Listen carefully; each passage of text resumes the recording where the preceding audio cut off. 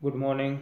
ધોરણ 9 આપણે આપણા કોર્સમાં આગળ વધશું. ફરી પાછા છેલ્લે આપણે જોયું હતું ભારતીય સંસ્કૃતિની સિદ્ધિ, જે નિબંધ વિનોબા ભાવેએ લખ્યો હતો. એક સરસ વાત કરી છે ભારતીય સંસ્કૃતિની સિદ્ધિની. સંસ્કૃતિ, વિકૃતિ અને પરિસ્થિતિ, એની વાત આ પાઠની અંદર કરવામાં આવી હતી અને આપણે પણ એ પાઠને જોતા હતા. હવે આપણે પાઠને અગાઉ જોઈ ગયા કે પ્રકૃતિ એટલે સહજ સ્વભાવ, સંસ્કૃતિ એટલે સહજ સ્વભાવથી ઉપર ઉઠવું અને વિકૃતિ એટલે સહજ સ્વભાવથી નીચે પડવું. પ્રકૃતિ વચ્ચે છે, નોર્મલ છે અને સહજ છે. એટલે સંસ્કૃતિ અને પ્રકૃતિ બંને સારું છે, પણ વિકૃતિ સારી નથી. માણસની એક પ્રકૃતિ હોય છે, એમ એક સંસ્કૃતિ અને એક વિકૃતિ પણ હોય છે. દાખલા તરીકે ભૂખ લાગે છે, ભૂખ લાગતા માણસ ખાય છે, એ એની પ્રકૃતિ છે. અને ભૂખ ન લાગવા છતાં પણ માણસ ખાય, એ એની વિકૃતિ છે. અને ભૂખ લાગવા છતાં આજે એકાદશી છે અને ઉપવાસ કરે, એ એની સંસ્કૃતિ છે. આમ વિનોબાજીએ ખૂબ સુંદર સારી એવી વાતો કરેલી કે ભગવત સ્મરણ માટે માણસ ખાતો નથી, એ એની સંસ્કૃતિ છે. ઉપવાસ કરવો એ પણ એની સંસ્કૃતિ છે. મહેનત કરીને ખાઈએ છીએ એ આપણી પ્રકૃતિ છે. આપણે જાતે મહેનત કરવાનું ટાળી અને બીજાની મહેનતને લૂંટીને ભોગ ભોગવતા રહીશું તો એ પણ આપણી વિકૃતિ છે. આ વસ્તુ ભલે મોટા ભાગના માણસોને દેખાતી હોય છતાં માણસની પ્રકૃતિ નથી, પણ વિકૃતિ જ છે. સંસ્કૃતિ ક્યારેય ખરાબ નથી હોતી. સંસ્કૃતિ ક્યારેય ખરાબ નથી હોતી, વિકૃતિ જ ખરાબ હોય છે. ઘણીવાર આપણે વિકૃતિને પણ સંસ્કૃતિ માની લેવાની ભૂલ કરી બેસીએ છીએ. એટલે આ બાબત આપણે સાવધ રહેવાની જરૂર છે. આજે પશ્ચિમના લોકો વિજ્ઞાનની અંદર ઘણા બધા આગળ વધ્યા છે. એમની પાસેથી આપણે લેવા લાયક ઘણું છે, પરંતુ એમનામાં ઘણોય વિકૃતિનો અંશ પડ્યો છે. તો એને આપણે સંસ્કૃતિ માની લેવાની ભૂલ ન કરીએ. વિકૃતિ કાંઈ આપણને અપનાવવાની નથી, તે દુનિયાભરની જેટલી સંસ્કૃતિ છે તે આપણે અપનાવવાની છે. હવે આપણે પાઠમાં આગળ જોઈ તો વિનોબાજી કહે છે કે મારું તો માનવું છે કે વિજ્ઞાનની જેમ જેમ પ્રગતિ થતી જશે, માણસમાં વૈજ્ઞાનિક વૃત્તિ જેમ જેમ વધતી જશે, તેમ તેમ વિકૃતિઓ ક્ષીણ થતી જશે અને માણસ સંસ્કૃતિની દિશામાં આગળ વધતો જશે. બહુ આગ્રહ કરીને ખવડાવવું કે અક્રાંતિયાની માફક ખાવું એ પણ વિકૃતિ જ છે. પણ આજે હજી માણસને આ સમજાતું નથી, કેમ કે માણસને આપણી શરીર રચનાનું અને પાચન પ્રક્રિયાનું પૂરતું જ્ઞાન નથી. જ્યારે તેને શરીરનું અંતર બાહ્ય જ્ઞાન થશે ત્યારે એને તરત સમજાશે કે આ વિકૃતિ છે અને તે છોડવી જોઈએ. માણસ કાયમ સંસ્કૃતિ વિકૃતિનું પૃથ્થકરણ કરતો રહેશે, વિશ્લેષણ કરતો રહેશે, પ્રયોગો કરતો રહેશે અને પોતાને સાચી દિશામાં આગળ વધારતો રહેશે. આવું ભારતમાં થયું છે. અહીં હજારો વર્ષોથી માણસ જાત જાતના પ્રયોગો કરતો રહ્યો છે અને તેમાંથી આપણે જેને ભારતીય સંસ્કૃતિ કહીએ છીએ તે એમાંથી નિપજી છે, એટલે કે એમાંથી આપણને મળી છે. ભારતની સંસ્કૃતિ પ્રયોગશીલ છે. ભારત પ્રાચીન કાળમાં બહુ જ પ્રવૃત્તિમય હતો. અહીં બહુ પ્રયોગ પણ થયા, તેના નિષ્કર્ષ પણ નીકળ્યા અને તેમાંથી વિવિધ શાસ્ત્રો પણ ઊભા થયા.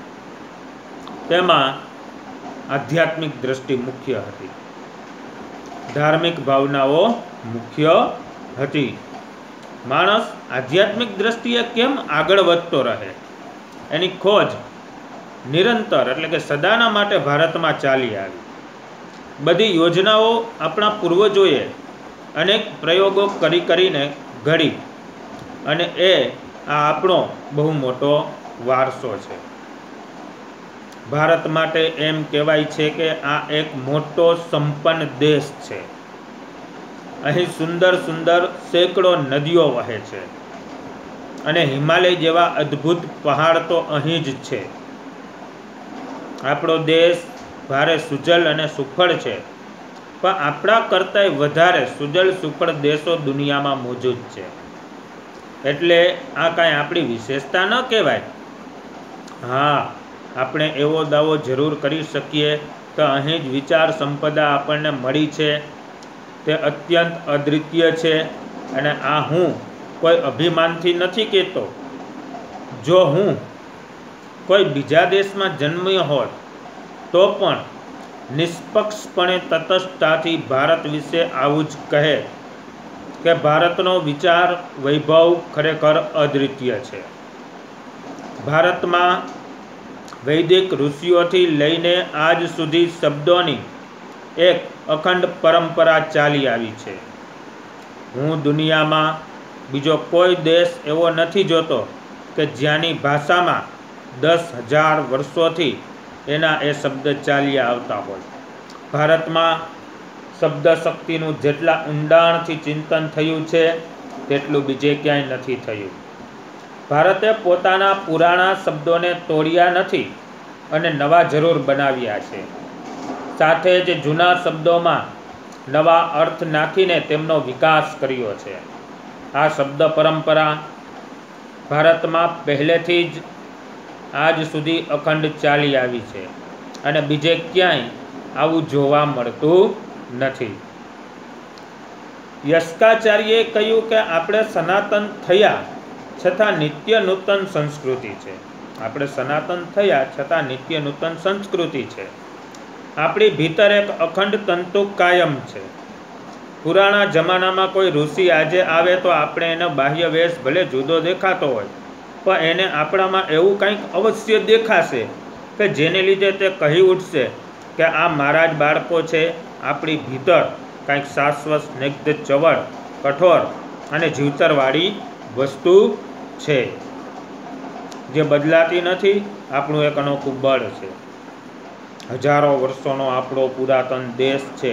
જ્યારે બીજા દેશોના ઇતિહાસનો આરંભ પણ નહોતો થયો ત્યારે આપણા પૂર્વજો ગૌરવ શિખર ઉપર પહોંચી ગયા હતા. અનેકાનેક પરિવર્તન આવ્યા છતાં અહીંની પરંપરા અતૂટ રહી, જે પ્રાચીનતમ કાળ સાથે આપણને જોડી રાખે છે. સ્થળ કાળના ભેદો છતાં અહીં એકતાનું જ દર્શન થાય છે. અહીં કહેવાય છે કે દુર્લભ ભારત જન્મ. આપણો આ ભારત દેશ પરમ પવિત્ર દેશ છે એમ આપણા પૂર્વજો કહી રહ્યા હતા. અને દુર્લભ મહારાષ્ટ્ર જન્મ, દુર્લભ ગુર્જરેશુ જન્મ, એટલે કે અત્યંત દુર્લભ મહારાષ્ટ્રમાં જન્મ અને દુર્લભ ગુજરાતમાં જન્મ, એવા વચન તમને અહીં ક્યાંય નહીં જોવા મળે. આપણે અહીંયા તુલસીદાસ પણ કહેશે કે ભલી ભારત ભૂમિ ભલે કુલ જન્મ, એટલે કે ભલું ભારતની જન્મભૂમિ અને ભરો ભારત કુળમાં જન્મ. 500 વર્ષ પહેલાં ગુજરાતના કવિ નરસિંહ મહેતાએ ગાયું હતું કે ભરતખંડ ભૂતળમાં જન્મી જેણે ગોવિંદના ગુણ ગાયા રે તે ધન્ય છે. આ જ વાત અસમના શંકરદેવ અને માધવદેવે પણ કહી. ન નરસિંહ મહેતાએ ગુજરાતનો મહિમા ગાયો, ન શંકરદેવે અસમનો મહિમા ગાયો.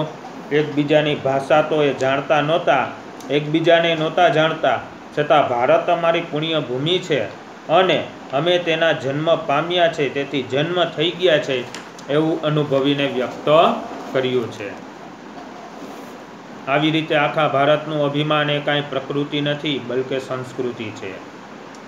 એવી ભાષાઓ છે જેને જાણતો હોય તેને શિખરતાએ વર્ષો નીકળી જાય. એવી વિભિન્ન ભાષાઓ અને અપરંપાર વિવિધતાવાળા આ ભૂખંડને એક દેશ માનવો એ સંસ્કૃતિ છે. પ્રકૃતિ ઉપર ઉઠીને સંસ્કૃતિ સંધાય છે એવી ભારતીય સંસ્કૃતિને આપણે જાળવવાની છે, આગળ વધારવાની છે. હવે આપણે શબ્દ સમજૂતી જોશું. વર્જ્ય, વર્જ્યનો અર્થ થાય ત્યાજવા યોગ્ય. ક્ષીણ, ક્ષીણ એટલે ઘસાયેલું, નબળું. અક્રાંતિયું, અક્રાંતિયું એટલે ધરાય નહીં તેવું, વધારે પડતું. સાવધ, આપણે કહીએ ને સાવધાન, એને સાવધ પણ કહે એટલે જાગ્રત, સજાગ.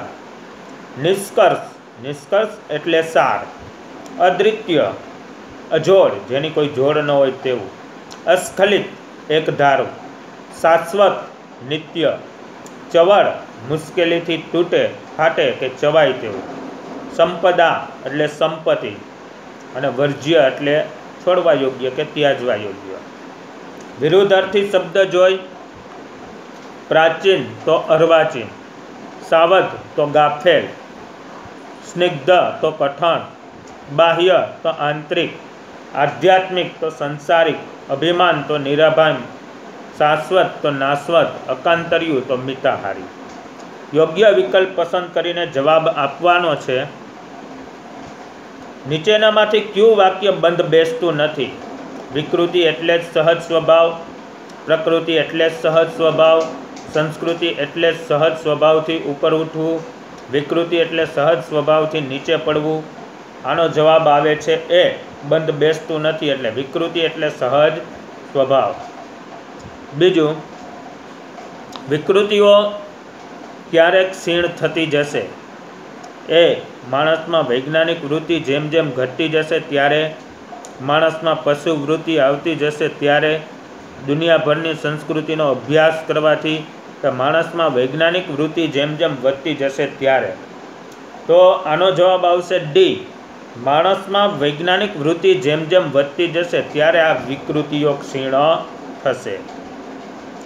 ભારત પાસે અદ્વિતીય એવું શું છે? ત્રીજો વિકલ્પ. એ માનવ સંપદા, બે વિચાર સંપદા, સી પ્રાણી સંપદા, ડી વૈભવી રહેણી કહેણી. આનો જવાબ આવશે બી વિચાર સંપદા, જે ભારત પાસે અદ્વિતીય છે. આમ ઘણા બધા પ્રશ્ન છે, નીચેના પરિચ્છેદ આપીને પ્રશ્ન એ તો તમને આવડી જશે, બધા તૈયાર કરી લેજો. હવે આપણે 11મું કાવ્ય જોશું, મરજીવ્યા. મરજીવ્યા જે સમુદ્રમાં પડી અને માછલાઓ અને હીરાઓ અંદરથી ગોતી આવતો હોય એને આપણે મરજીવ્યા કહી છીએ. પૂજાલાલે આ કાવ્ય લખ્યું છે મરજીવ્યા. પૂજાલાલનો જન્મ 17/6/1901, અવસાન 27/12/1985 થયું હતું. મરજીવ્યા એટલે જીવના જોખમે દરિયામાંથી મોતી કાઢનાર, એને આપણે મરજીવ્યા કહી છીએ. બહુ સરસ વાત કરી છે આની અંદર. કવિ પૂજાલાલ, પૂરું નામ હતું પૂજાલાલ રણછોડદાસ દલવાડી. શું પૂરું નામ હતું? પૂજાલાલ રણછોડદાસ દલવાડી. એમનું વતન આણંદ જિલ્લામાં આવેલું નાપા ગામ છે. પૂજાલાલનો જન્મ નાપા ગામમાં થયો છે. પૂજાલાલના નામથી સાહિત્ય કૃતિઓ લખેલી છે. એને સાહિત્ય કૃતિઓ કયા નામથી લખેલી છે? પૂજાલાલના નામથી લખેલી છે. તેઓ એક કવિ તરીકે જાણીતા છે. એમણે 1926થી શ્રી અરવિંદ આશ્રમ પોંડિચેરીમાં વસવાટ કર્યો હતો. એને પોતાનું જીવન 1926ની સાલમાંથી પોંડિચેરીમાં અરવિંદ આશ્રમ, મહર્ષિ અરવિંદનો જ્યાં આશ્રમ છે ત્યાં વસવાટ કર્યો હતો. પારિજાત, પ્રભાત ગીત, શ્રી અરવિંદની વંદના, શ્રી અરવિંદ મહાપ્રભુ, સાવિત્રી પ્રશસ્તિ વગેરે કાવ્ય ગ્રંથોમાં એને શ્રી અરવિંદના દર્શનના અને આધ્યાત્મિક ભાવના કાવ્યો છે. પૂજાલાલના આપણે શ્રી અરવિંદ વંદના, પ્રભાત ગીત, પારિજાત કે પછી શ્રી અરવિંદ મહાપ્રભુ કે સાવિત્રી પ્રશસ્તિ, ગમે તે કાવ્ય ગ્રંથ લ્યો એમાં શ્રી અરવિંદના દર્શન અને એના આધ્યાત્મ ભાવના જ બધા કાવ્યો છે. તેમણે દેશપ્રેમ અને રાષ્ટ્રપ્રેમના પણ કાવ્યો લખેલા છે. ગુર્જરી એ તેમનો સોનેટ કાવ્યનો સંગ્રહ છે. તેમણે બાળ કાવ્યો અને કિશોર કાવ્યો પણ લખેલા છે. હવે આપણે વાત કરવાની છે આ મરજીવ્યા સોનેટ સ્વરૂપની. આ એક સોનેટ છે.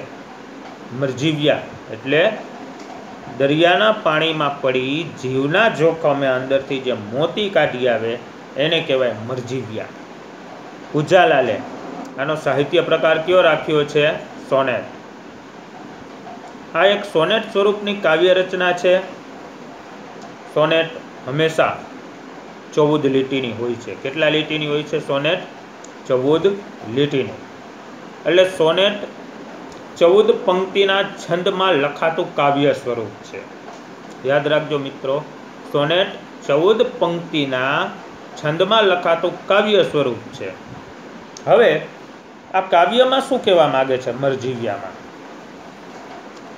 તો કહે છે કે સમુદ્રમાં મોતી લેવા માટે જતી વ્યક્તિઓને મરજીવ્યા કહેવાય. સમુદ્રની અંદર ડૂબકી લગાવીને મોતી લેવા જતી વ્યક્તિઓને મરજીવ્યા કહેવાય છે. કારણ કે એ અગાધ સમુદ્રમાં એટલે કે વિશાળ એવા સમુદ્રમાં મોતી લેતા મૃત્યુનો પણ જોખમ હોય છે. એમ સહેલું નથી સમુદ્રમાંથી મોતી લઈ આવવું. મૃત્યુનું પણ જોખમ હોય છે. સમુદ્રના જીવજંતુઓ, મોટી માછલીઓથી લઈને ઘણું બધું. માટે જ એને મરજીવ્યા કહેવાય છે. આવા મૃત્યુના જોખમ હોય છે એટલે જે મરતા મરતા જીવી જાય એટલે એને મરજીવ્યા કહેવાય છે. તો પ્રસ્તુત કાવ્યમાં કે પ્રસ્તુત સોનેટમાં ડર્યા વગર, અટક્યા વગર એકદમ ઉત્સાહથી અને આનંદથી સમુદ્ર તરફ આગળ વધતા મરજીવ્યાનું વર્ણન છે. કે જે કોઈ પણ જાતની બીક રાખ્યા વગર, કોઈ જાતના ભય વગર, ડર્યા વગર, ઉત્સાહથી અટક્યા વગર સમુદ્ર તરફ આગળ વધે એવા મરજીવ્યાનું આ કાવ્યમાં વર્ણન છે. પ્રિયજનોની આંખોમાં આંસુ છે, એના પરિવારના આંખમાં તો આંસુ જ હોય ને, કેમ કે અંદર ગયો છે, પાછો આવે ન આવે. પણ મરજીવ્યા એમ વાર્યા વળે એવા નથી. પણ એ કોઈની લાગણીમાં કે ઇમોશનલ થઈને કે મારા પરિવારવાળા રોવે છે તો હવે મારું નથી જવું, આવું કરીને એ પાછા વળે એવા નથી. એ તો દ્રઢ નિશ્ચય એનો છે કે અફાટ આગળ અગાધ વિકરાળ સમુદ્રમાં એ મોતી લેવા માટે પ્રવેશે છે અને મૃત્યુના મુખોમુખ થઈને મોતી લઈ બહાર આવે છે ત્યારે આ સોનેટ આખું પૂરું થાય છે. પ્રિયજનોને લાગણીમાં ભીંજાઈને પાછા નથી વળી જતા. જીવનમાં મરજીવ્યામાંથી એટલું શીખવા મળે કે જીવનમાં જે દ્રઢ નિશ્ચય રહીને સાહસ કરે છે એને જ મોતીરૂપી ફળ મળે છે. એટલે આપણને આ મરજીવ્યામાંથી એટલું અવશ્ય જાણવા મળશે કે શીખવા મળશે કે મરજીવ્યાની જેમ આપણે પણ જો જીવનમાં દ્રઢ નિશ્ચયથી એક સાહસ કરી તો આપણને અવશ્ય સફળતારૂપી કે મોતીરૂપી ફળ મળે છે. અને એવા ભાવ આ સોનેટ દ્વારા વ્યક્ત કરવામાં આવ્યા છે. જીવનમાં સફળ થવું હશે તો આપણે અવશ્ય આગળ વધવા માટે સાહસ તો કરવું જ જોશે. અને સાહસ કરશું તો જ આપણને સફળતા પ્રાપ્ત થશે. આપણો નિશ્ચય એકદમ દ્રઢ હોવો જોઈએ. જો આપણે દ્રઢ નિશ્ચયથી ન જ આગળ વધશું તો આપણે અવશ્ય સફળ થશું. આમ સરસ 11મા સોનેટ મરજીવ્યમાં વાત કરી છે. આગળનું કાવ્ય આપણે આગળના લેક્ચરમાં જોશું. આપણે અહીંથી આપણા લેક્ચરને વિરામ આપી છે. પછી. અસ્તુ.